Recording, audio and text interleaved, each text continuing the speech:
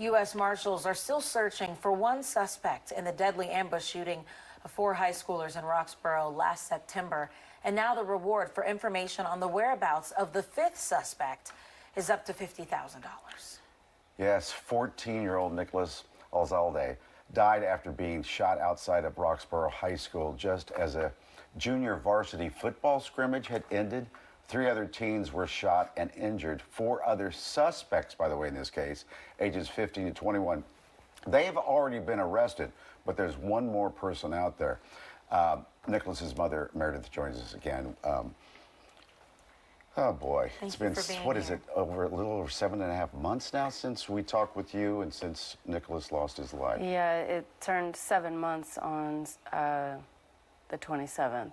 So, yeah. So let's remind people a little bit, because it's been all these months, about Nicolas. How do you describe him? It's impossible to describe any person in just a few sentences, but Nick is really the kindest, sweetest person I've ever met. He's funny, and he's just my entire reason for being. He's my only child, and I am living in what seems like both a nightmare and wilderness without him. He was an innocent bystander, and people will say, oh, he was in the wrong place at the wrong time, and I say, no. He is exactly where he was supposed to be, at school, playing football, when some vicious thugs opened fire. And my life and all of my family's life is forever changed. I was going to ask you, how have these months been for you and your family? There's no word. I mean, to say miserable is not enough. I mean, I have raging PTSD. The murder replays in my mind all day long, every day. Even when I'm sitting speaking with you guys, I can see his body, I can hear the shots. It never stops. It's complete agony. Yeah. And then on top of that, knowing that one of the suspects is still out there. Two. Yeah, so the one we're talking about now is Dayron Bernie Thorne, who they believe at least was in Atlanta, perhaps still is, being aided by those close to him. So when I walk around Philadelphia, I can't help but think as I pass different people, do you know where Nick's killer is? Somebody knows. Oh, absolutely. Yeah. Many people know. And so that's why I'm here today which is completely humiliating, but I have to beg people to do the right thing that they should have done 7 months ago. I mean, not only do people know where he is, but they are helping him in his escape and in his continued abscondment from law enforcement. Boy, you've been advocating for your son all these months, too. And you really need to be commended for that. You've been up to Harrisburg? Yes, I actually testified in March. It was the first day of Ramadan for the Pennsylvania State House Judiciary Committee. And there was some progress. Yeah, the 4 bills that we were lobbying for passed out of committee. They will need to pass the Senate, so that'll be a fight. But I actually came face to face with the gun lobby that day. I've never been able to put actual faces to that term, but now I can, as they...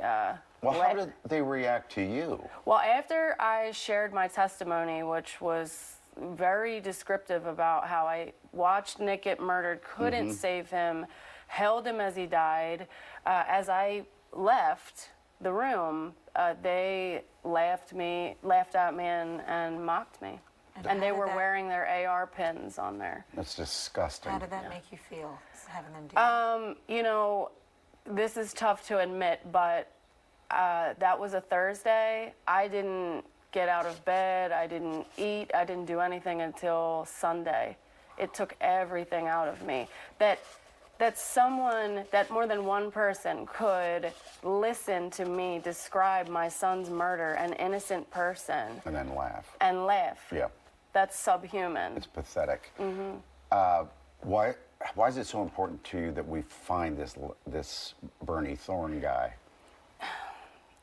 It's not going to make you feel any better, probably. No, I don't believe that there's actually earthly justice for the family of a murder victim, especially if you've lost your child. That's coming later. Yes, I know that justice will only come in the afterlife, but in the meantime, Bernie Thorne gets to go live his life down south or wherever he is, and my son, he has no life. So he cannot be trusted to be out in society. He is wanted for multiple homicides. So why should he have his freedom? He has access to illegal guns. We know that for a fact. He cannot be trusted to be out amongst the general public. And I am about to face my first Mother's Day as a childless mother. And what I want for Mother's Day and every day beyond is for people to do the right thing. And they shouldn't need a reward to do that. Well, I know it's not easy to come out and do these interviews that you've been doing, but maybe this will spark somebody to make that call to the tip line. I really hope so. I mean, my hope is that if he is in Atlanta or that area or wherever he is, that people recognize him. Maybe they had no idea what he had done and they call the line, or all the people in Philadelphia who've known all along have a change of heart and feel my pain and turn him in. Let's hope so. Let's hope Yes. this touches someone. Thank you for continuing to be so brave and strong through this. Thank you, fight and for your son. I really want to thank you for the opportunity to be here, because I really recognize my privilege in having this platform, and there are so many voiceless victims and survivors. It's the least we can do. Thank you. Okay.